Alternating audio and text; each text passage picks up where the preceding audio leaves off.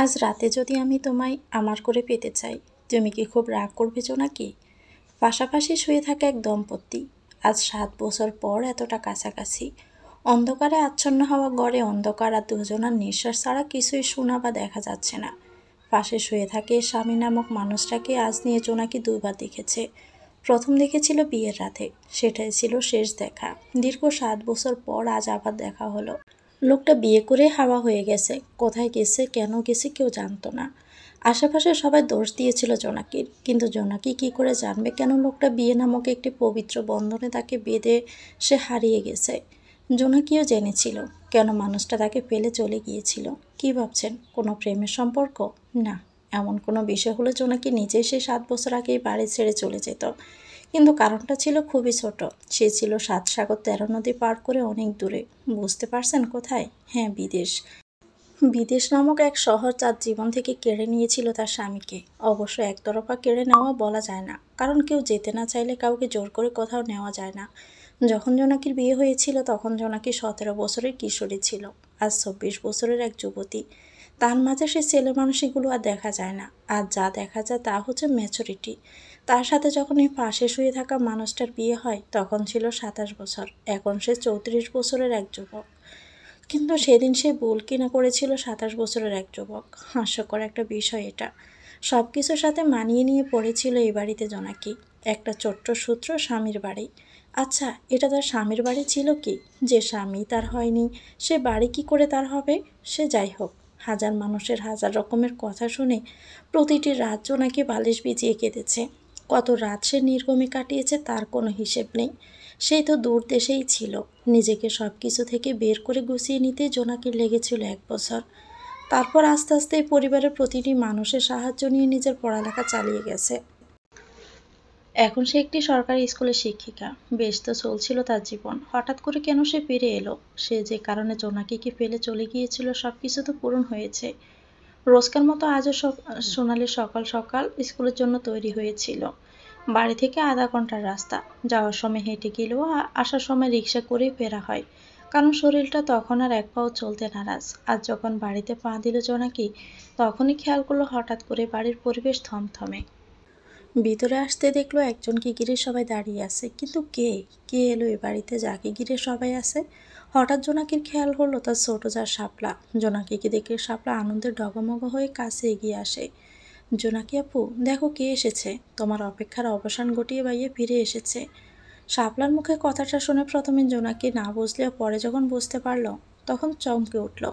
মানুষটা ফিরে এসেছে এত বছর পর, নিশ্চয়ই আবার তাকে পুরোপুরি মুক্তি দিতেই তার ফিরে আসা। একবার কি তার কাছে লোকটা জানতে চাইবে সে মুক্তি চায় কিনা? সে তো এভাবেই ভালো আছে, সুখে আছে। তখনই শাপলা জোনাকির হাত ধরে টেনে নিয়ে এলো স্বামী নামক সেই মানুষটার সামনে। সবাই সরে দাঁড়াতে লোকটাকে নজরে এলো জোনাকির চোখে। ঠিক 7 বছর আগের মতোই আছে, শুধু স্থানটা একটু ভারী হয়েছে। আর গায়ের রংটা উজ্জ্বল। এক ঝলক দেখতে জোনাকি চোখ সরিয়ে নিল, কিন্তু সেই এক ঝলকে মানুষটার সাথে চোখাচোখি হয়ে গেল। চোখে চোখ পড়তে কেমন এক শিহরণ বয়ে গেল হৃদয় জুড়ে। কাউকে কোনো কিছু না বলে জোনাকি ঘরে এসে দরজা বন্ধ করে বসে পড়ল। চোখটা অসম্ভব জ্বালা করছে।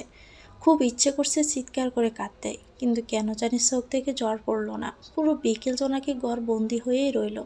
এর মাঝে শাপলা এসেছিল নিজের জিনিসপত্র রাখতে, কারণ ঘরটা যে তার। আমি তার ঘর দখল করে এতদিন বসেছিলাম। তখনও আমি দরজার কাছেই বসেছিলাম। আপু, দরজা খোলো, ভাইয়া ঘরে ঢুকবে তো। কিন্তু আমি কিছুই বলিনি। কেন জানি আমার সব কথা দলা পাকিয়ে গলায় আটকে আসছিল। বার কয়েক কথা বলতে চেয়েও পারিনি। আমাকে নীরব থাকতে দেখলে শাপলা আবারও বলল, কি করছো জোনাকি আপু? তুমি হঠাৎ এমন করছো কেন? ভাইয়া অপেক্ষা করছে তো দরজার কাছে, প্লিজ খোলো দরজাটা। কিন্তু আমি পারলাম না দরজা খুলতে, এমনকি উঠে দাঁড়ানোর শক্তিটুকু সঞ্চয় করতে পারলাম না। বহু কষ্টে যখন কিছু বলতে যাব, তখনই উনি বলে উঠলেন, বাদ দাও শাপলা, ওকে একা থাকতে দাও কিছুক্ষণ। নিজেকে সামলে নেওয়ার জন্য ওর সময়ের দরকার। আমি না হয় নিজের ঘরে গিয়ে রেস্ট নেই। ওর ঘরটা তো পাকাই পড়ে আছে। লোকটার কণ্ঠ শুনে আমার কি হলো আমি জানি না। তৎক্ষণাৎ আমি দাঁড়িয়ে দরজা খুলে দিলাম। আমাকে দরজা খুলতে দেখে ওরা দুজনই অবাক হলো। আমি দরজা থেকে সরে আসতে উনি ঘরে ঢুকলেন, আর শাপলা চলে গেল। প্রায় 7 বছর, 5 মাস, 1.5 সপ্তাহ পর নিজের ঘরে পা দিল মেঘ। কিন্তু ঘরটাকে দেখে মনে হচ্ছে না সে এতদিন পরে ঘরে পা দিল। মনে হলো একটু আগে সে কোথাও গিয়েছিল, এখন ফিরে এসেছে। 7 বছর আগে যেমন ঘরটা রেখেছিল আজও ঠিক তেমনটাই আছে। অথচ সে শুনেছে তার চলে যাওয়ার পর থেকে জোনাকি এই ঘরেই থাকে। তাহলে কি জোনাকি কিছু পরিবর্তন করেনি? কেন? কারণ মনে এসেই থেমে গেল মেঘ। যে মরিচিকার পিছনে ছুটতে গিয়ে জীবন থেকে 7 বছর হারিয়ে ফেলল মেঘ, তা কখনোই ফিরে পাওয়ার নয়। কিন্তু যে সময়টুকু এখান থেকে পাবে সেটা সযত্নে আগলে রাখবে মেঘ। আর সেটা হলো পুরো রুম জুড়ে ছিল ছেলেদের জিনিস, সেখানে জড়ো হয়েছে মেয়েদের জিনিস। দুই মিলিয়ে সেখানকার সব জিনিসপত্রের নাম দিল আমাদের ঘর। নিজের কথায় নিজেই অবাক হলো মেঘ। যাকে কিছু না বলেই কাপুরুষের মতো পালিয়ে গেল দায়িত্ব নেওয়ার ভয়ে, তার উপর তার অনুমতি ছাড়া কী করে সে তাকে আমার বলে দাবি করলো? না, সব ঠিক করতেই তো ফিরে আসা। তাই পিছন করে যখন মেঘ কিছু বলার তাগিদ করলো, তখনই দেখলো সেখানে জোনাকি নেই। বুক ছিঁড়ে বেরিয়ে এল এক দীর্ঘশ্বাস। বিছানায় শরীরটা এলিয়ে দিয়ে চোখ বন্ধ করে মেঘ ভাবল অনেক কাঠখড় পোড়াতে হবে সম্পর্ক স্বাভাবিক করতে। চোখ বন্ধ করে সে গন্ধের অনুসন্ধান করতে রইল। গন্ধটা মেঘের মাথার কাছে পড়ে থাকা একটা বালিশ থেকে আসছে। চোখ খুলে বালিশটা নিজের কাছে টেনে নিয়ে আসে, কিন্তু এই বালিশটা তো তার বিছানার নয়। তাহলে এটা কার বালিশ? মেঘ ভালো করে তাকাতেই দেখলো এত বড় বিছানায় শুধুমাত্র একটা বালিশ। যতদূর মেঘের মনে পড়ে এখানে দুটো বালিশ ছিল। তখনই মেঘের ঘরে তার বড় ভাবি মনি উপস্থিত হয়। আসতে না আসতে বইয়ের বালিশটা বুকে জড়িয়ে নিলে মেঘ। কিন্তু ভাই, বালিশ দিয়ে কি আর মন পড়বে যদি মানুষটাকে জড়িয়ে ধরে নিজের মন না ভরাতে পারো? ভাবনার জগৎ থেকে ঘুরে গিয়ে মেঘ নিজের অজান্তে জোনাকির বালিশটা বুকে জড়িয়ে নিয়েছিল। ভাবির কথায় মেঘ বেশ লজ্জা পেলেও সেটা বুঝতে দিল না। নিজেকে স্থির করে বলল, যে ভুল করেছি ভাবি, তোমার কি মনে হয় এই বালিশটার মতো তাকে এত সহজে জড়িয়ে নিতে পারবো? তা যতদিন না আসল মানুষটাকে দিয়ে মনে স্বাদ মেটাতে পারি ততদিন না হয় বালিশেই স্বাদ মেটাই। তার মানে দুধের স্বাদ গলে মেটানোর অপচেষ্টা? তুমি যা বাবার ভাবতে পারো, আমার আপত্তি নেই। মেঘের কথা শুনে মনি হাসি মুখে মেঘের পাশে এসে বসলো। বাবিকে বসতে দেখে মেঘ আধা শোয়া থেকে উঠে বসলো, কিন্তু বালিশটা তার এখনও বুকের সাথেই লাগানো। জানো মেঘ, জোনাকি যতটা সহজ সরল ঠিক ততটাই অভিমানিনী। ওর প্রতিটা রাতের কান্নার সাক্ষী আমি নিজে। যখন ও বালিশে মুখ বুজে বলতো কি অপরাধ তার, কেন তার সাথে এমন হলো, বিশ্বাস করো ভাই, তখন আমার মনে হতো আমি যদি জাদু জানতাম তখনই তোমাকে ওর সামনে হাজির করতাম। কিন্তু আফসোস আমি সেটা পারিনি। এই বাড়িতেও ছিল ঠিকই, কিন্তু ওর অবুঝ মনটা শুধু তুমি তুমি করতো। ও খুব ভিতর থেকে শক্ত, তাই নিজের ভালোবাসা, অনুভূতি, রাগ, অভিমান সব নিজের করে রাখতে পেরেছে। কেন করেনি ওর থেকে সময় পেলে জেনে নিও। ওর সব পথ খোলা ছিল নতুন করে শুরু করার, কিন্তু ও করেনি। হয়তো তুমিও শুরু থেকে শেষ অবধি সীমাবদ্ধ আছো। কিন্তু শুধু এটাই বলবো, এবার অন্তত সব কিছু ঠিক করে নাও। একটা লম্বা শ্বাস নিয়ে মেঘ মাথা নিচু করলো। কে জানতো, যাকে পেলে চলে গিয়েছিল আজ তাকেই সব থেকে বেশি প্রয়োজন হবে। ভাবি, আমি জানি আমি ভুল করেছি। আমি চাইলে পেলে আসা সময়টা ওকে ফিরিয়ে দিতে পারবো না, কিন্তু এখন থেকে ওকে আমার জীবনের বেস্ট সময়গুলো উপহার দিব ইনশাল্লাহ। শুনে খুশি হলাম। চলো এবার ফ্রেশ হয়ে নিচে আসো, সবাই তোমার অপেক্ষায় আছে, সাথে সেও আছে। তোমার ভাগ্য খুব ভালো জনাব, কারণ আজ জোনাকির রান্নার দিন। আজও সকলের জন্য রান্না করবে। সপ্তাহে 3 দিন সে রান্না করে, আজ তার মধ্যে একদিন। আর দেখো, সেই দিনই তোমার আগমন হলো। সে আজ রান্না করবে ভাবি। তার মন কি পারবে নিজেকে স্থির রেখে সবার জন্য রান্না করতে? তোমাকে বললাম না, ও ভিতর থেকে শক্ত। নিচে গিয়ে দেখো, অলরেডি সবাই তার তৈরি চা এবং নুডলস খাচ্ছে। কি বললে ভাবি? আগে বলবে তো, আমার চাটা বোধহয় ঠান্ডা হয়েই গেল। এই কথা বলে মেঘ ওয়াশরুমে ফ্রেশ হতে চলে গেল। সেদিকে তাকিয়ে মনি হেসে দেয়। ছেলেটা আগের মতোই আছে, শুধু বয়স বেড়েছে, ছেলে মানুষগুলো এখনও ঠিক আগের মতোই। খুব মনোযোগ দিয়ে সকালের খবরের কাগজ পড়ছেন আলতাফ হোসেন। চোখে কালো ফ্রেমের চশমা। চশমাটা নাকে আসতে বিরক্ত নিয়ে সেটা ঠিক করে টেবিলে রাখা চায়ের কাপটা হাতে নিলেন। এক চুমুক চা মুখে দিয়ে পরম আবেশে চোখ বুজে নিলেন তিনি। সারাদিনের ক্লান্তি এক চুমুক চাতেই শেষ। এই জন্যই অফিসে এই চাটা খুব মিস করেন তিনি। বয়স কত হবে তার, এই 50 ছুঁই ছুঁই, তবুও তাকে দেখলে বোঝা যাবে না আসল বয়স কত। এই বাড়িটার সকল মানুষ তার উপর নির্ভর। বড় ভাইটা যখন সকল দায়িত্ব তার উপর দিয়ে সবাইকে মুক্তি দিয়ে চলে গেলেন, তখন আলতাফ হোসেন কাঁদবে না ভাই হারানোর শোকে, নাকি সবার মুখের দিকে তাকিয়ে নিজে স্থির করবে? দোটানে পড়ে সেদিন দিশেহারা অবস্থা হয়েছিল তার। তবুও সবার কথা ভেবে তিনি শক্ত হয়েছিলেন। প্রতিটা সদস্য তার নেওয়া সিদ্ধান্ত মেনে নিলেও নেয়নি শুধু মেঘ।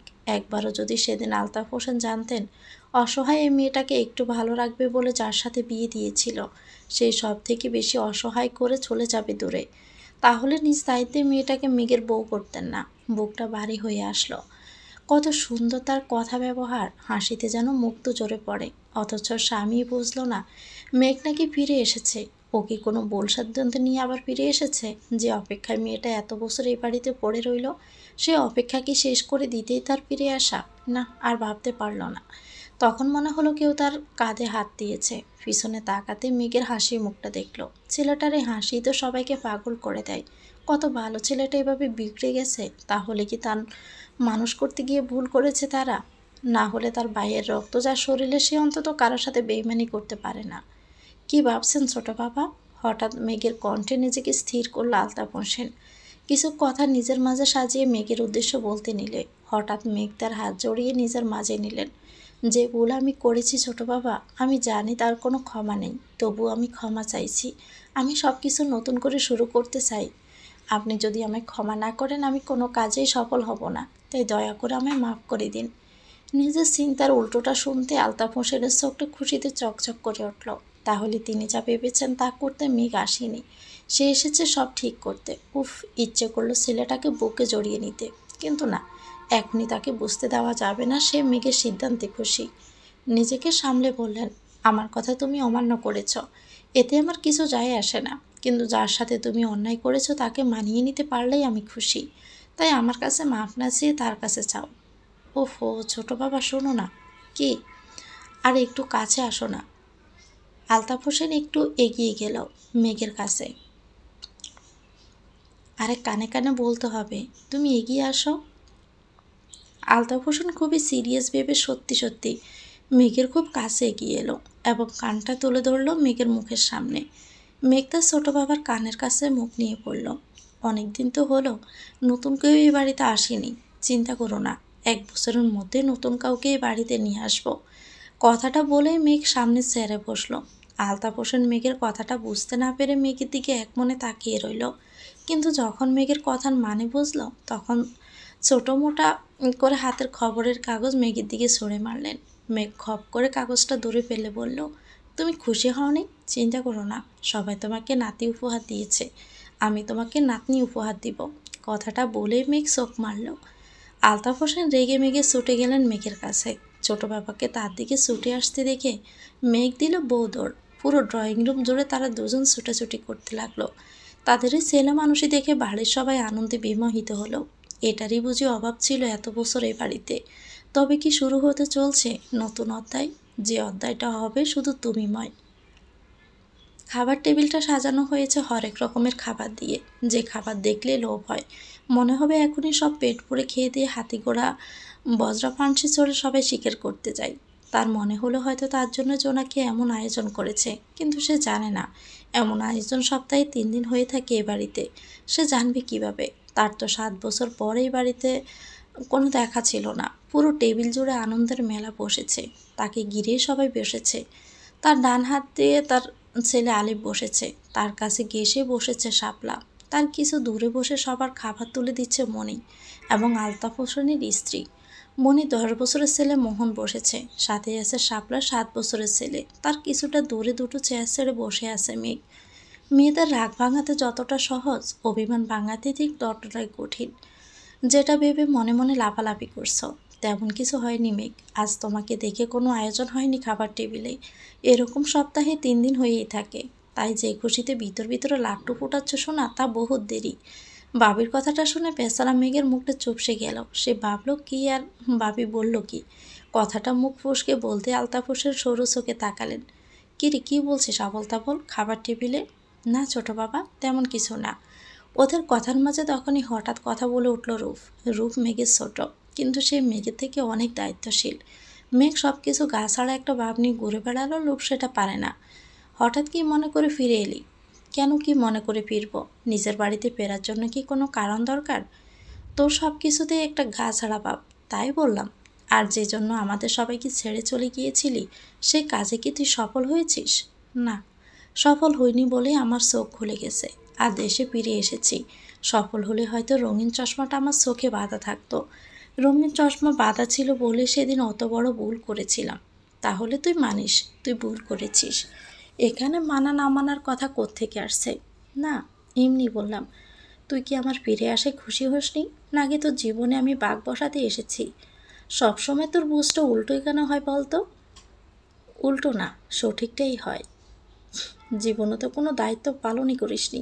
একটা দায়িত্ব ছোট বাবা তোকে দিল, সেটাও আমাদের গাড়ি চাপিয়ে পালিয়ে চলে গেলি। কি বলতে চাইছিস কি তুই? জোনাকি তোদের গাড়ি চেপেছিল মানে? তুই তো তার কোনো দায়িত্বই পালন করিসনি। যদি কেউ করে থাকে সে ছোট বাবা। কই, তিনি তো আমায় কিছু বলছেন না।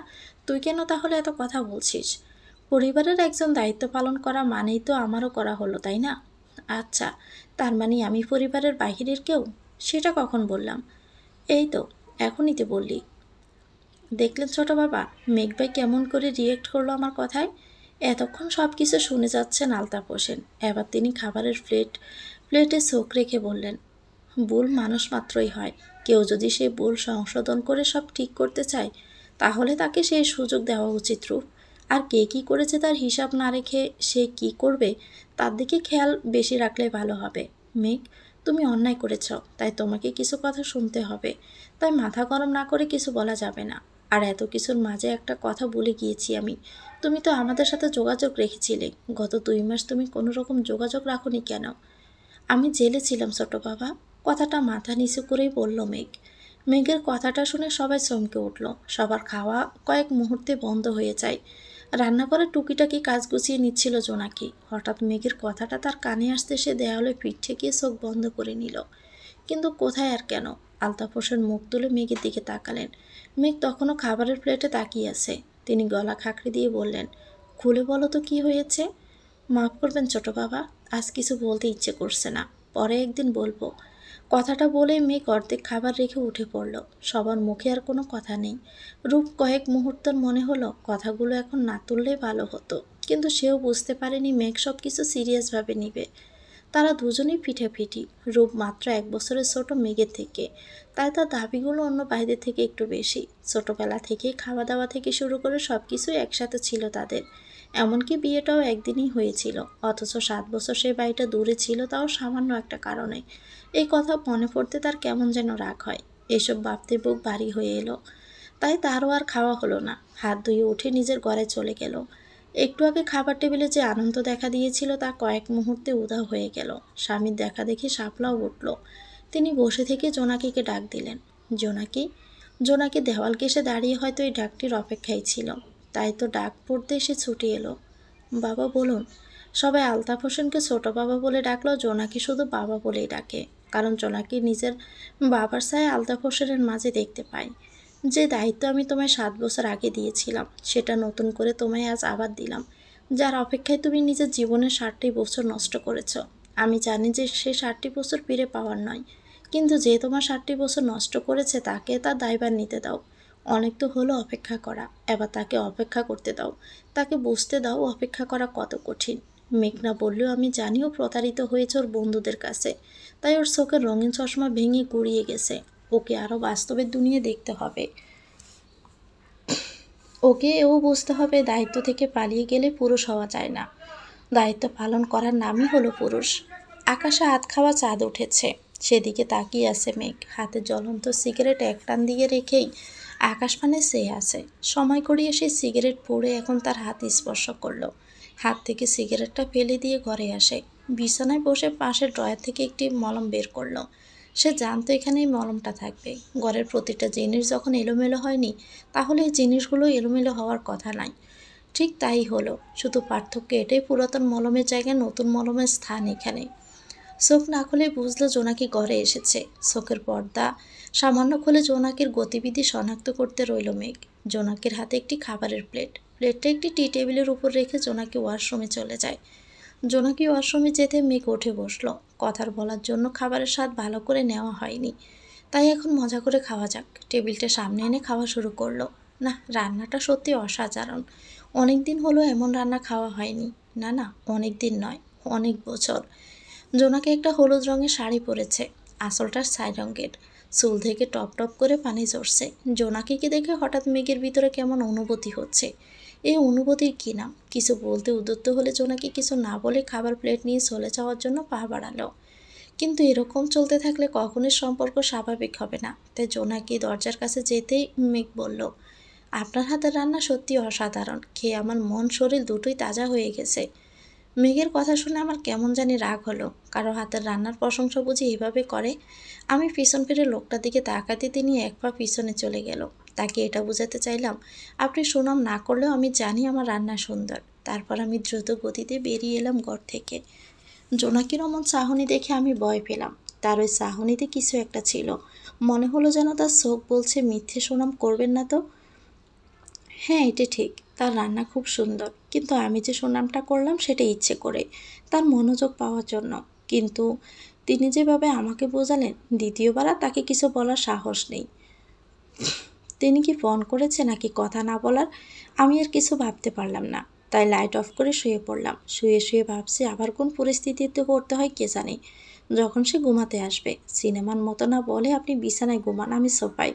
তোর এসব ন্যাকামিগুলো একদম অসহ্য লাগে। এরকম কোনো কিছু হলে আমি আমার মতোই তাকে আটকাবো না। অন্ধকারে এক কোণে বসে আছে জোনাকি। পুরো ড্রয়িং রুমের আলো নেবানো। সবাইকে খাইয়ে দিয়ে নিজের আর খাওয়ার ইচ্ছে নেই। খাবার টেবিলে বসে আছে, তার মন ঘরে টানছে না। কেন জানি মেঘকে দেখলে মনে হয় মেঘ কোনো বিশেষ কারণে ফিরে এসেছে। কিন্তু সেই কারণ যে জোনাকি নয়, তা জোনাকি ভালো করে বুঝেছে। লোকটার চোখে কোনো অনুশোচনা নেই। যে অনুশোচনা মানুষটাকে দগ্ধ আগুনে পুড়িয়ে ছাই করে দেয়, তার ভিতরে নেই কোনো আক্ষেপ। তাহলে কি তার কোনো স্বার্থের জন্য ফিরে আসা? কোথায় যাবে সে? এসব আকাশ পাতাল চিন্তার মাঝে ফোনটা বেজে উঠল। স্ক্রিনে ভেসে উঠল নয়ন নামটা।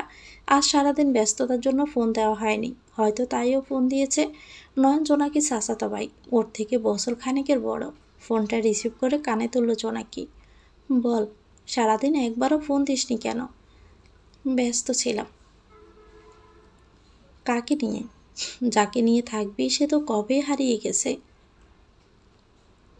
ফিরে এসেছে মানে?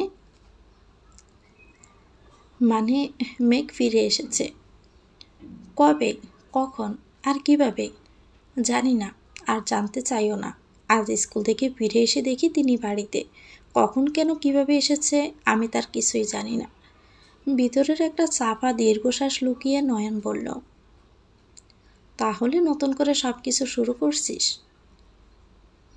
চাইলে কি সব কিছু নতুন করে শুরু করে দেওয়া যায় নয়ন? শুরু করবি বলেই তো এত বছর ওই বাড়িতে পড়ে রইলি। আমি কেন এই বাড়িতে পড়ে রয়েছি? সব কিছু জেনেও তুই এসব বলছিস? আমি অন্তত তোর থেকে এই কথাগুলো আশা করিনি। আশা তো আমিও অনেক কিছু করিনি, কিন্তু হয়েছে তো অনেক কিছুই। সে আগের মতোই হেয়ালি করছিস, কোনো কথাই সোজাভাবে বলিস না, সবসময় ঘুরিয়ে পেঁচিয়ে কথা বলিস। সেই ছোটোবেলা থেকেই। তো খেয়েছিস? না, ভালো লাগছে না। কেন, মেঘ তোকে খাইয়ে দেয়নি? আমি হলে তো এই সুযোগটা হাতছাড়াই করতাম না।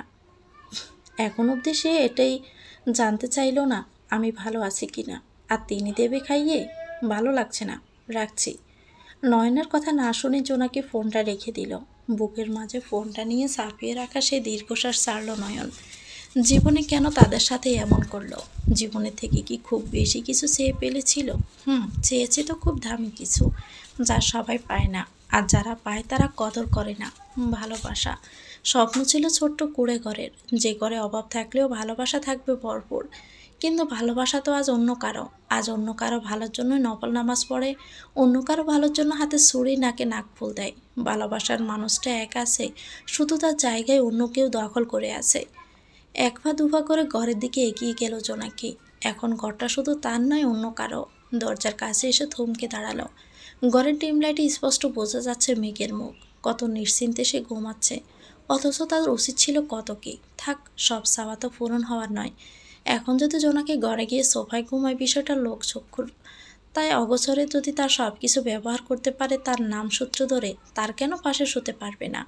আর এটা কোনো গল্প বা নাটক নয়। এমন কিছু করবে না জোনাকি। মেঘ যথেষ্ট জায়গা ছেড়েই ঘুমিয়েছে, সেখানে জোনাকির কোনো অসুবিধা হওয়ার কথা নয়। বিছানার এক কোণে শরীরটা এলিয়ে দিল জোনাকি। দুজন দুদিকে মুখ করে শুয়ে আছে, কারো চোখে ঘুম নেই। মেঘ ঘুমিয়ে গেছে এটা জোনাকি ভাবলো, মেঘ এখনও ঘুমাতে পারেনি। জোনাকি যখন দরজার কাছে এসে থমকে দাঁড়ালো তখনও মেঘ জেগেই ছিল, জোনাকির গতিবিধি দেখছিল। সে ভেবেছিল হয়তো জোনাকি তার পাশে ঘুমাবে, কিন্তু তার ভাবনা পাল্টে দিয়ে জোনাকি তার পাশের বালিশে নিজের মাথা রাখলো। একেই বুঝি বলে আগুন মোম কখনো এক জায়গায় স্থির হয়ে থাকতে পারে না। এপাশ ওপাশ করে নিজের ভিতরের অনুভূতি লুকিয়ে রাখতে পারল না মেঘ। পাশাপাশি শুয়ে থাকে এই দম্পতির ভিতর কী চলছে তা একমাত্র তারাই জানে। চোখটা বুঝে নিয়ে জোনাকি ভাবলো মানুষটা কখনোই তার ছিল না, তাই আজও তার হওয়ার কোনো চান্স নেই। আচ্ছা, একান্ত নিজের হওয়া মানে কি শুধু নিজের শরীরকে বোঝায়? না, শুধু শরীর মন দুটো আছে। যে নারীর হৃদয় ছুঁতে পারেনি তার কোনো অধিকার নেই নারীর শরীর ছুঁয়ে দেওয়ার। জোনাকি তখন মেঘ জোনাকির হাত আঁকড়ে ধরল। জোনাকি আঁতকে ওঠে, বয়সে নিজেকে গুটিয়ে নিল। জোনাকিকে গুটিয়ে যেতে দেখে মেঘ কিছুটা কাছে ঘেঁষে জোনাকিকে নিজের মাঝে আবদ্ধ করল। জোনাকি সেও নিজেকে ছাড়াতে পারে না। মানুষটা এমন কেন করছে? এতদিন পরে ফিরে তার এমন আচরণ জোনাকির প্রাপ্য ছিল না। জোনাকিকে নিজের বুকের মাঝে চেপে ধরে মেঘ বলল, আজ রাতে যদি আমি তোমায় আমার করে পেতে চাই, তুমি কি খুব রাগ করবে জোনাকি? কথাটা বলে নিজের হাতের বাঁধন শক্ত করল মেঘ।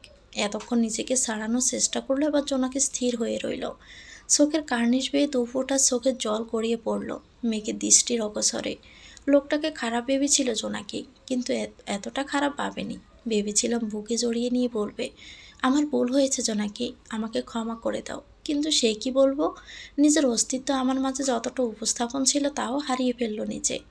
জোনাকিকে চুপ থাকতে দেখে মেঘ আবার বলল, কিছু তো বলো জোনাকি। জোনাকি মেঘের হাত সরিয়ে দিল, বিছানা ছেড়ে উঠে বেলকুনিতে দাঁড়ালো। মেঘও জোনাকির পিছু নিল। জোনাকি দূর আকাশের দিকে চেয়ে আছে। মেঘ জোনাকির পিছনে দাঁড়িয়ে জোনাকির ঘাড়ে হাত দিল।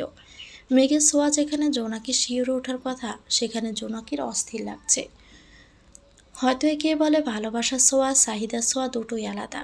গাড় পেরিয়ে মেঘের হাত সরিয়ে দিয়ে একটু দূরে সরে এলো জোনাকি। নিজেকে সামলে নিয়ে বলল, আপনার কি মনে হয় আমার আপনাকে গ্রহণ করা উচিত নাকি ফিরিয়ে দেওয়া? 7 বছর ধরে যার জন্য নিজের মাঝে একটু একটু করে ভালোবাসা জমিয়েছি, তার কাছে ভালোবাসা না হয়ে চাহিদা হলাম। আল্লাহর বিধান অনুযায়ী নিজের সতীত্ব রক্ষা করেছি কি নিজের স্বামীর কাছে নিজেকে নিজের অনিচ্ছায় তুলে দিতে? যার ছোঁয়ায় আমার শিউরে ওঠার কথা, তার ছোঁয়ায় আমার অস্বস্তি হচ্ছে। তার কাছে নিজেকে বিলিয়ে দেওয়া কি আমার ঠিক হবে? যে আমাকে কোনো কারণ ছাড়াই ফেলে চলে গিয়েছিল, তাকে এত সহজে মেনে নিয়ে সংসার করাকে মানুষ কি বলবে? আমি লোভী। যখন আপনার পরিবারের প্রতিটি মানুষ জানতে চাইলেও আমাকে ছেড়ে যাওয়ার কী কারণ, কাউকে আপনি ভালোবাসেন কি না, কিন্তু আপনি উত্তর দিলেন আপনি এখন প্রস্তুত নন কারো দায়িত্ব নেওয়ার। এখনও আপনার পুরো দুনিয়া দেখা বাকি, নিজের পায়ে দাঁড়ানো বাকি। এখন আপনি কোনো মতে পিছু ফিরে তাকাতে চান না। কেন? এতদিন কি আপনি অন্যর পায়ে দাঁড়িয়েছিলেন? আজ যদি আপনার বন্ধুরা আপনার সাথে বেইমানি না করতো, আজও তো আপনি আমার কাছে ফিরে আসতেন না। নিজেকে প্রতিষ্ঠিত করে ওখানেই থেকে যেতেন। তাহলে আমার কি হতো? একবারও খোঁজ নিতেন? বাড়ির সবার সাথে তো কম বেশি যোগাযোগ রেখেছিলেন, কিন্তু একবারও খোঁজ নিয়েছিলেন যে মেয়েটাকে নিজ দায়িত্বে বাড়িতে এনে ফেলে চলে গিয়েছেন তার কি খবর? সে ভালো আছে কি না? এই সমাজের নোংরা মন মানসিকতা থেকে সে নিজেকে রক্ষা করতে পেরেছে কি না? আমার কাছে আসেননি, এসেছেন বেইমান বন্ধুদের বেইমানি সহ্য করতে না পেরে। আমি চাইলে এতদিনে নতুন করে সব শুরু করতে পারতাম, কিন্তু আমি অপেক্ষাকৃত ছিলাম আপনার ফিরে আসার। কারণ আমার মহান রাব্বুল আলামিনের উপর বিশ্বাস ছিল, আমি কোনো অন্যায় যেহেতু করিনি, আমার সাথে তাহলে কোনো অন্যায় হতেও পারে না। মহান আল্লাহ আমার ধৈর্যের পরীক্ষা নিচ্ছেন। জানি না আমি পাশ করেছি কি না, কিন্তু চেষ্টা করেছি। সেদিন আমি নিজে আপনার কাছে ধরা দিব। তার আগে প্লিজ আমার কাছে আসবেন না। স্বামী হন আপনি আমার। আপনাকে নিজের চোখে এতটা নিচু হতে দেখতে পারছি না। এতটা নিচু হবেন না, যতটা নিচু হলে মাথা তুলে সামনে তাকাতে পারবেন না। আমি নিজমের ঘরে যাচ্ছি, অনেক রাত হয়েছে, শুয়ে পড়ুন। এক নিঃশ্বাসে কথাগুলো বলে জোনাকি ঘর থেকে বেরিয়ে গেল। মেঘ খুব মনোযোগ সহকারে পুরো কথাগুলো শুনল। হ্যাঁ, জোনাকি ঠিকই বলেছে। সে তো জোনাকিকে ভালোবেসে কাছে টানেনি, টানতে চেয়েছিল শরীরের জন্য। সে ফিরেও আসতো না কোনোদিন যদি তার বন্ধুরা তার সাথে বেইমানি না করতো। যদি জোনাকিকে সে ভালোই বাসতো তাহলে তাকে কাছে টেনে আগে জানতে চাইতো সে কেমন আছে। কই, সে কথা তো একবারও জানতে চাইল না সে। আচ্ছা, আজ জোনাকির মনে যে অবস্থা, হয়তো সে রাতের খাবারটাও খায়নি, অথচ সে নির্দ্বিধায় নিজে খেয়ে নিল। সে সত্যি সব কিছু ঠিক করতেই ফিরে এসেছে। তাহলে তার এসব করার কি দরকার? কথাই আছে, যদি কাউকে ভোলাতে চাও তাহলে নিজের নিঃস্বার্থ ভালোবাসা উপহার দাও। কষ্টে যখন পুরো শরীর মাখামাখি, তখন অন্ধকার রাতটা খুব ভালোই লাগে। তখন মনে হয় এই অন্ধকারের মতো সঙ্গী আর দুটো নেই। একমাত্র অন্ধকার জানে প্রতিটা মানুষের কষ্টটা কত গভীর। দেখবেন দিনের আলোয় আমরা নিজেকে সামলে নিলেও রাতের আধারের কাছে হেরে যাই। তখন হাজারো স্মৃতি রোমাঞ্চ করে জেগে ওঠে মন গহীনে। বেইমান চোখগুলো কান্নায় ভেঙে পড়ে। তাই হয়তো সবাই বলে, দিনের আলোয় হাসতে জানলো রাতের আলোর আধারের কাছে সবাই অসহায়। মাথার বালিশটা চোখের জলের প্রতিটা ফোঁটা গোনা রাখে।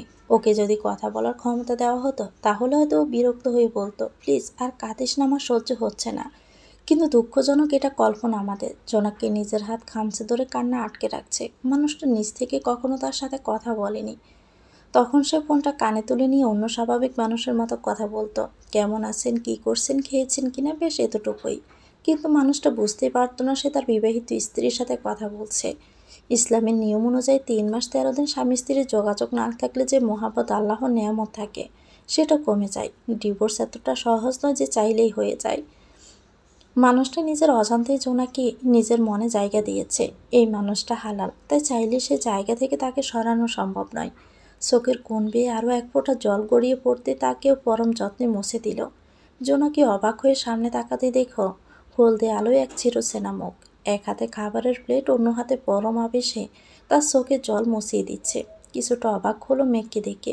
একটু আগের মানুষটার সাথে এই মানুষটার একটু তফাৎ আছে। তৎক্ষণাৎ লাফিয়ে বসলো জোনাকি।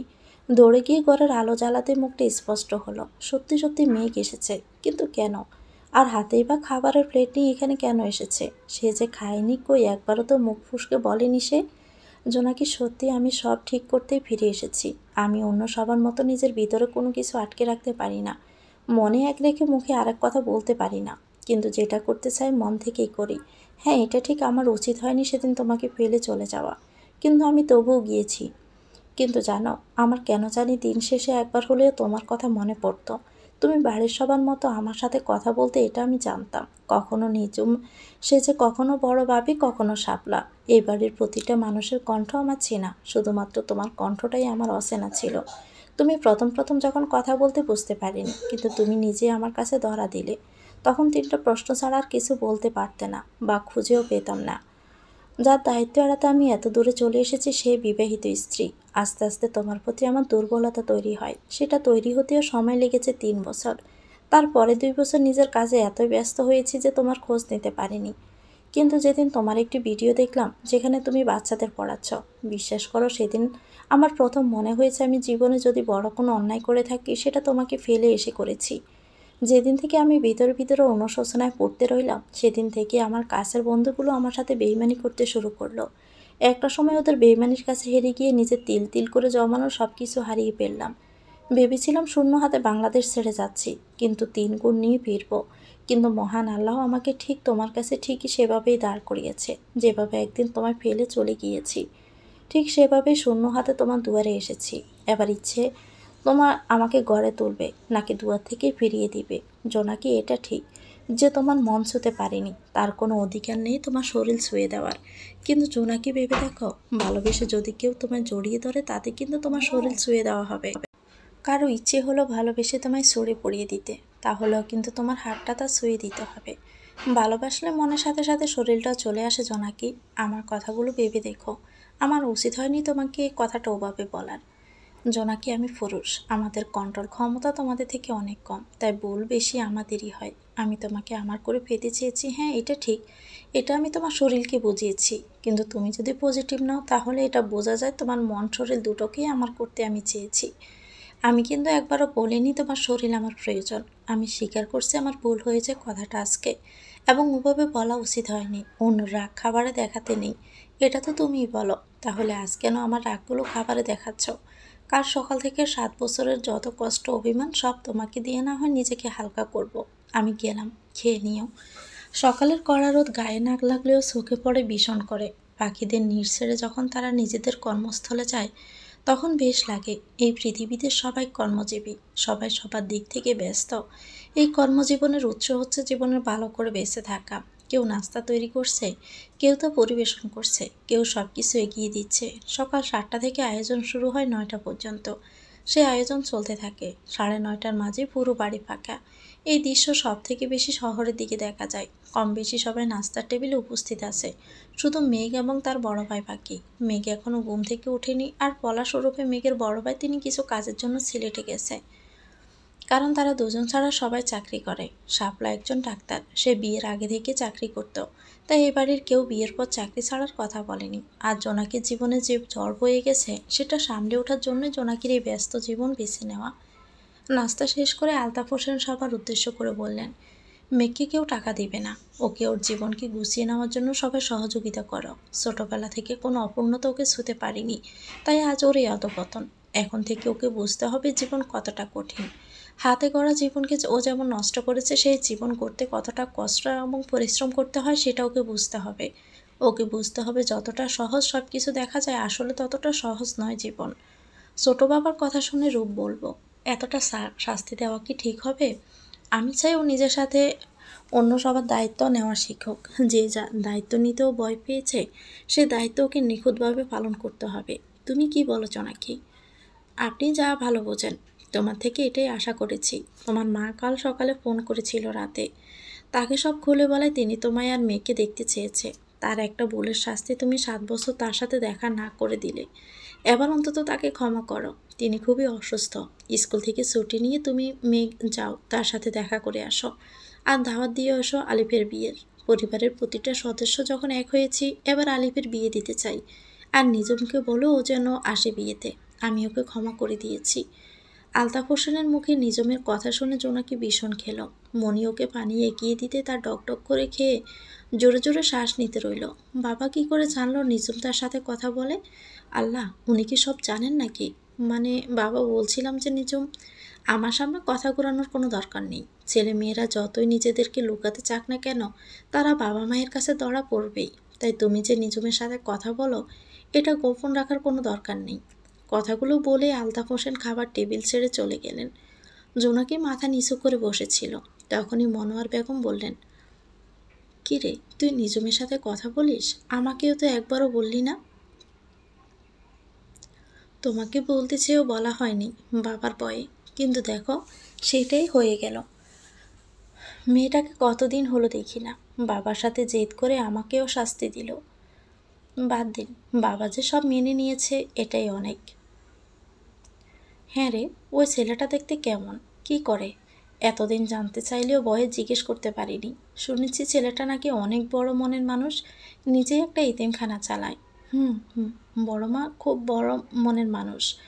মাঝে মাঝেই আমাদের স্কুলে আসে তার ভর্তি করে দেওয়া বাচ্চাদের খোঁজ খবর নিতে, সাথে আমার সাথে দেখা করে, কথা বলে। আমিও বলি, একাকিত্ব জীবনে সবার সাথে গল্প করে সময় কাটাই, কি আর করব। কথাটা জোনাকে মন খারাপ করেই বলল। তখনই মনি বলল, জানি সব কিছু এত সহজে ঠিক করে নেওয়া সম্ভব না, তবুও বলি ভাই, ঠিক করে নাও। যতই হোক স্বামী তো, আর আমরা বাঙালি মেয়েরা তো সারা জীবন স্বামীদের ক্ষমা করেই গেলাম। কথাটা বলে সবার অগোছারে দীর্ঘশ্বাস ছাড়ল মনি। দেখি সময় কি বলে। সময় না হয় বলুক, কি করব। কথা শেষ করে জোনাকি বেরিয়ে পড়লো স্কুলে যাওয়ার জন্য। ভুল করে পস্তানোর থেকে ভুল না করাই ভালো। তবুও আমরা ভুল করেই ফেলি। জোনাকির সাথে জড়িয়ে থাকা মানুষগুলোই কেন ভুল করে? সবাই ভুল করে একদিন ক্ষমা চায়, আর জোনাকিকে ক্ষমা করতে হয় কেন? কেন তার সাথে এমনটা হয়? ছোট্ট ভুল বাবা করলো, তারপর মা, শেষে এসে স্বামী। জীবনের মূল্যবান 3জন মানুষই ভুল করলো, আর সবাই তার সাথেই করলো। কেন, সে কি করেছে যে সবার ভুলের কষ্ট তাকে পেতে হবে?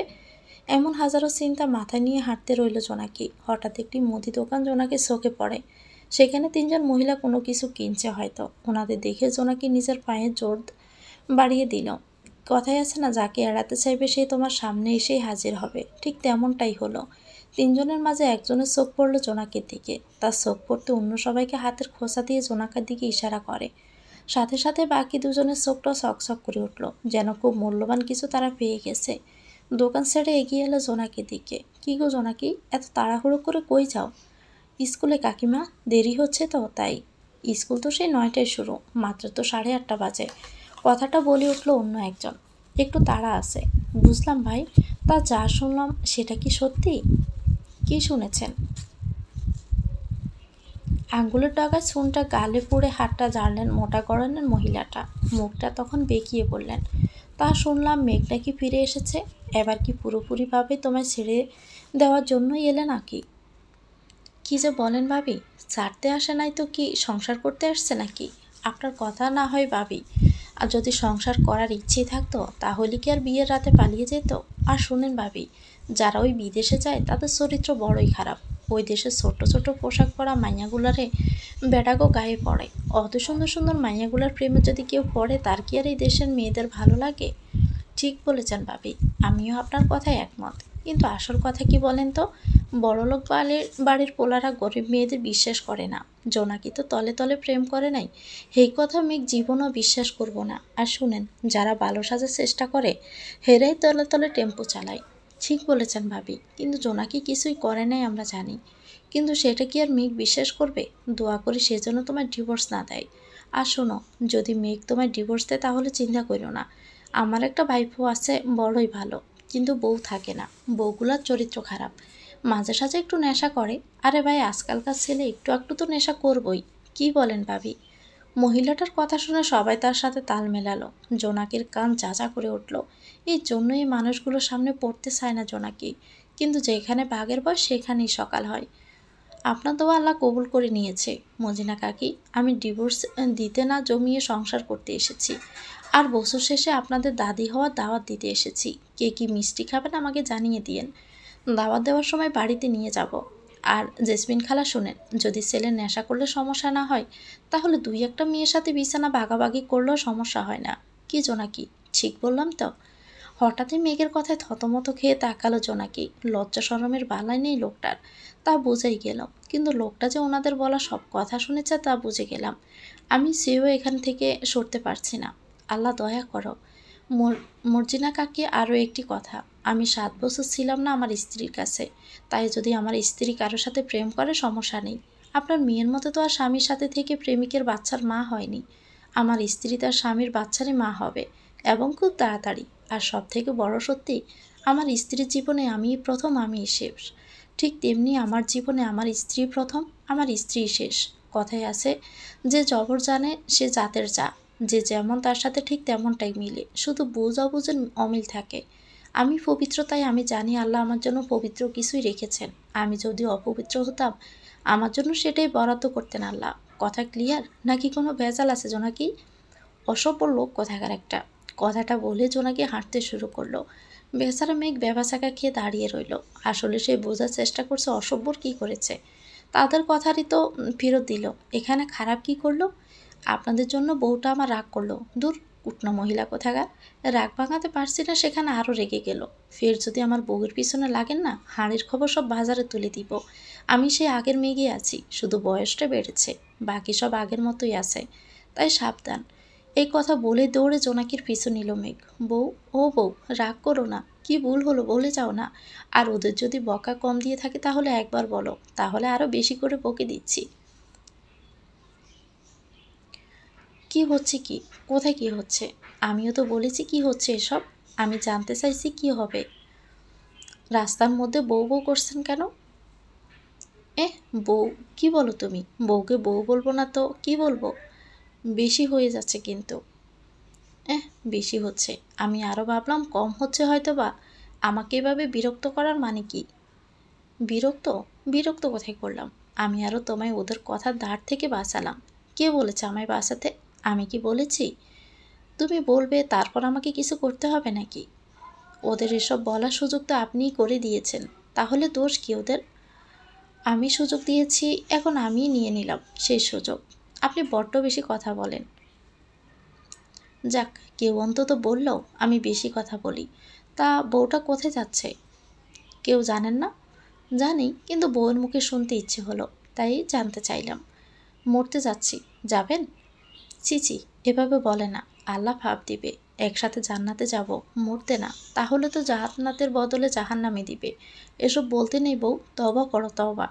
এই কথা বলেই মেঘ 2 গালে আলতো করে থাপ্পড় দিল। সেটা দেখে আমার একটু হাসি পেল, কিন্তু না, নিজের আত্মসম্মান নিজেকে ধরে রাখতে হবে, তাই নিজের মাঝে খুব গম্ভীর একটা ভাব এনে বলল, আপনি যাবেন বাড়িতে নাকি আমি ফিরে যাব? চলো এগিয়ে দিয়ে আসি। কোনো দরকার নেই। কথাটা বলে আমি এগিয়ে গেলাম, কিন্তু লোকটা থামল না, আবারও আমার পিছু নিল। না, আজ আর স্কুলে যাওয়া হবে না দেখছি। প্রথমেই কুটনি মহিলাগুলো, এখন এই ছেলে। পিছন করে চোখ মোটা করে মেঘের দিকে তাকালাম। আমার চাহনি দেখে মেঘ এক পা পিছিয়ে গেল। ওভাবে তাকিয়ে কি দেখছ? আমি যে সুন্দর সেটা আমি জানি। ওভাবে তাকিয়ে থেকে আমাকে বোঝানোর দরকার নেই। চোখটাকে একটু নিয়োজিত রাখো, আমার নজর লেগে যেতে পারে। বেচারি আমার বউটা পরে কাঁদবে। মানুষটার কথা শুনে আমি বেবাচাকা খেলাম। বুঝতে চাইলাম কি, আর উনি বুঝলো কি? আল্লাহ আমাকে একদিনই মানুষটা পাগল করে দিবে। আমার সামনে আসতেই বললাম, গেলেন আপনি নাকি চিৎকার করব? একটু জোরেই বললাম যেন সে ভয় পায়। সত্যিই হলো, সে লাফিয়ে উঠল, বুকে থুতু ছিটিয়ে বলল, এভাবে কেউ বলে? ভয় পেলাম তো। আমি যদি ভয় পেয়ে হার্ট অ্যাটাক করতাম তখন কি হতো বলো তো? বেচারি আমার বউটা। এই, কি বেচারি বেচারি করছেন? আমাকে কি আপনার বেচারি মনে হচ্ছে নাকি? আমি যথেষ্ট শক্ত, আর আপনি যদি আমার পিছু না ছাড়েন আমি লোক ডাকবো। জোনাকি পিছন করে চোখ মোটা করে তাকাতে মেঘ কেটে পড়ল। মানে এখন না কাটলে কিছু একটা হয়ে যেতে পারে। আজ প্রথম পিরিয়ডে তার কোনো ক্লাস নেই, তাই সে লাইব্রেরিতে বসলো। ব্যাগ থেকে পানির বোতল বের করে ডকডক করে পানি পান করলো। একজন লোক সামনে এসে একটা চকলেট ধরল।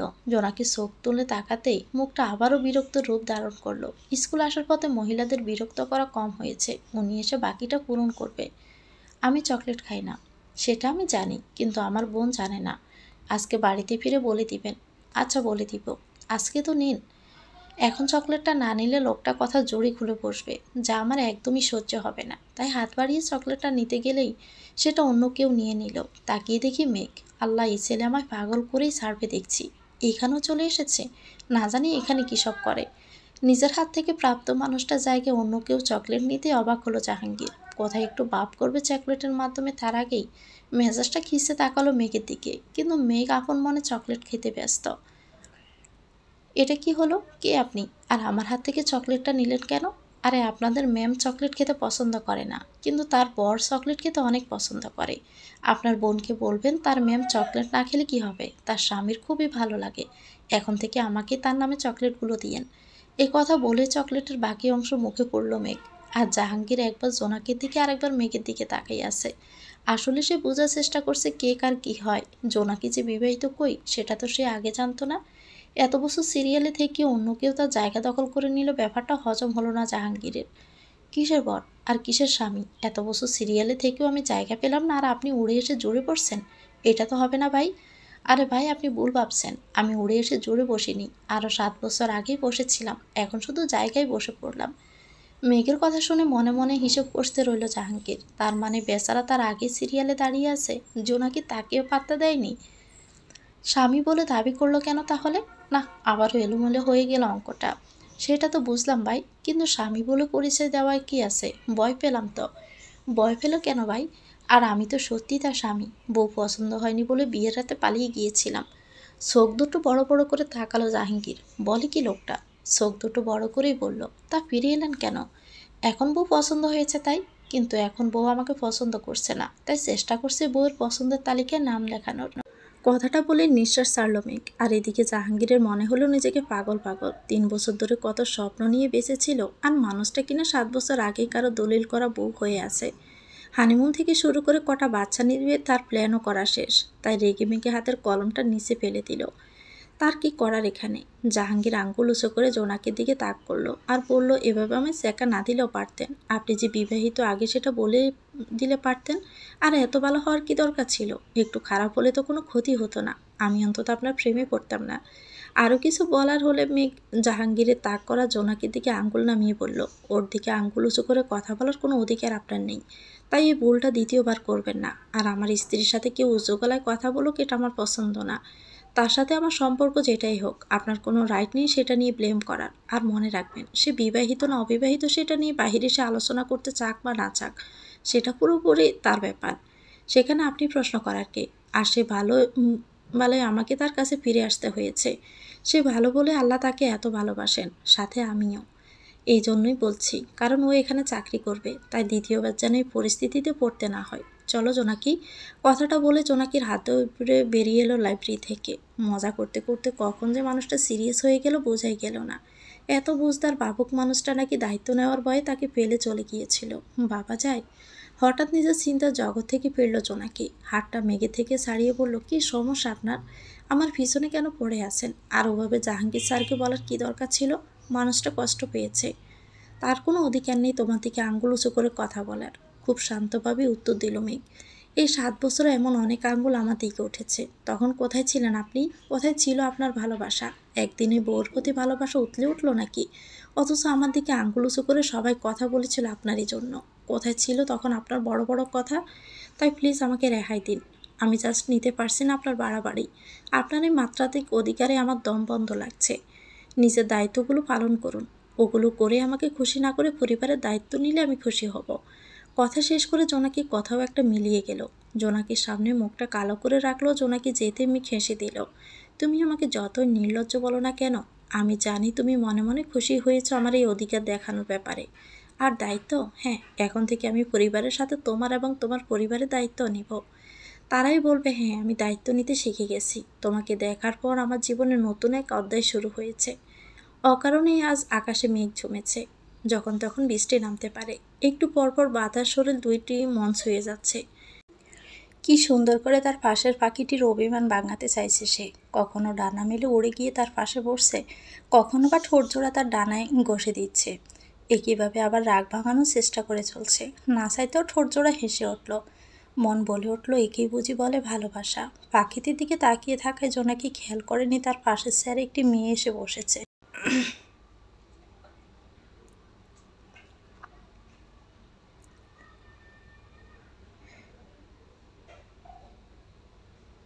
কিন্তু 5 মিনিট হয়ে যাওয়ার পরও যখন জোনাকির নজর তার দিকে পড়েনি, তখন সে তুড়ি বাজালো জোনাকির চোখের সামনে।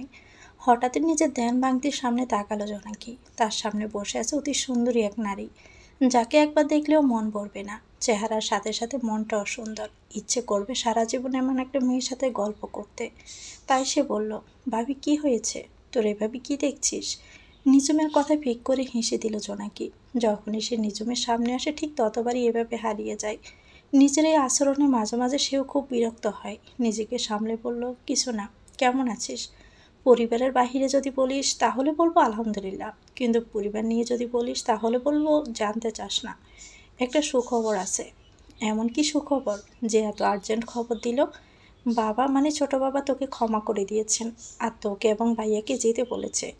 জোনাকির মুখে এমন কথা শুনে আনন্দে আত্মহারা হয়ে উঠল নিজম। দীর্ঘ 7 বছর পর তার বাবা তার সাথে কথা বলেনি। দূর থেকে শুধু দায়িত্ব পালন করে গেছে। ছোট্ট একটা ভুলের মাসুল দিতে হয়েছে এত বছর। তাই বিশ্বাস করতে কষ্ট হলো। কি বললি? আবার বল। বললাম ফিরে চল বাড়িতে। তোর বাড়ি, তোর ঘর, তোর পরিবার সবাই তোর অপেক্ষায় আছে। তুই সত্যি বলছিস? হ্যাঁ সত্যি। বিশ্বাস কর ভাবি, আমার বিশ্বাস হচ্ছে না বাবা আমায় ক্ষমা করে দিয়েছেন। আসলে যে ভুলটা আমি করেছি, বাবা যে ক্ষমা করবেন এটা আমি ভাবতেই পারিনি। বাদ দে না, শুধু শুধু পুরনো গা খুঁচিয়ে নতুন করার মানে হয় না। পুরাতন বলিস কেন? সেই গা তো তোর বুকে এখনও তরতাজা। বিশ্বাস কর ভাবি, আমি জানতাম না ভাইয়া এভাবে পালিয়ে যাবে। যদি জানতাম আমি সবাইকে বলতাম যে ভাইয়া চলে যাচ্ছে। এবার নিয়েও ৭৯ বার এই একই কথা বললি। কতবার বলবো যা হয়েছে আমার ভাগ্যতা। সব কিছু এত সহজে তুই মেনে নিস কী করে? তোর কষ্ট হয় না? তোর কি মনে হয় আমার কষ্ট হচ্ছে? জানি না তা বাবা হঠাৎ আমায় ক্ষমা করলেন কেন? যার চলে যাওয়ার সূত্রে তোর বাড়ি ছাড়া হয়েছিল সে ফিরে এসেছে। কি? মেঘ ভাইয়া ফিরে এসেছে? হুম। আমার বিশ্বাস ভাইয়া তোকে এবার ফেলতে পারবে না। তোকে খুব ভালোবাসবে। তোর ভাইয়ার ভালোবাসা মানে পুরো পাগলামি। একদিন আমায় পাগল করে দিয়েছে। কেন? কি করেছে? কি করেনি সেটা বল। তারপর জোনাকি সব কিছু খুলে বলল। সব শুনে নিজুমের হাসি যেন থামছে না। সে পারলে গড়াগড়ি খেত মাটিতে, কিন্তু এটা রেস্টুরেন্টে, এখানে কিছু করা সম্ভব নয়। কি বলিস? ভাইয়া এসব করেছে? বেচারা জাহাঙ্গীর স্যার। কথাটা বলেই নিজুম আবার হাসতে রইল। আর জোনাকি নিজের রাগ চেপে বসে আছে। কি কথা হচ্ছে তোদের? আমাকেও বল, আমি একটু হাসি। অনেকদিন হলো মন খুলে হাসি না। হঠাৎ মেঘের কণ্ঠে ওরা দুজনে তাকালো। নিজমের হাসি মিলিয়ে গেল। আর জোনাকি বিরক্তি স্বরে বলল, এসে গেছে। না জানি এখানে আর কি কি ঘটনা ঘটায়। এসে গেছি মানে এখন কি চলে যাব? আপনি আমায় ফলো করেন? ভাবি চুপ কর। ভাইয়া তুই ফিরে এসেছিস? আমার বিশ্বাসই হচ্ছে না। কথাটা বলে নিজম মেঘকে জড়িয়ে ধরল। একসময় নিজম কেঁদেও দিল। নিজমকে কাঁদতে দেখে মেঘ বলল, প্লিজ কেঁদে কেটে নাকের পানি চোখের পানি এক করিস না। আমার কাছে টিস্যু নেই। মেঘের কথায় নিজম হেসে দিল। তুই আগের মতোই আসছিস। ভেবেছিলাম পরিবর্তন হয়ে ফিরব, কিন্তু কারো দীর্ঘশ্বাস যে এতটা ভারী জানা ছিল না। তাই আর নিজেকে পরিবর্তন করা হলো না। একবার জোনাকিকে দেখলো আর চোখে। কিন্তু জোনাকির চোখ অন্যদিকে। অভিমান জমে পাহাড় হয়েছে। কবে যে অভিমানের পাহাড় ভেঙে ভালোবাসার পাহাড় গড়বে জানা নেই মেঘের।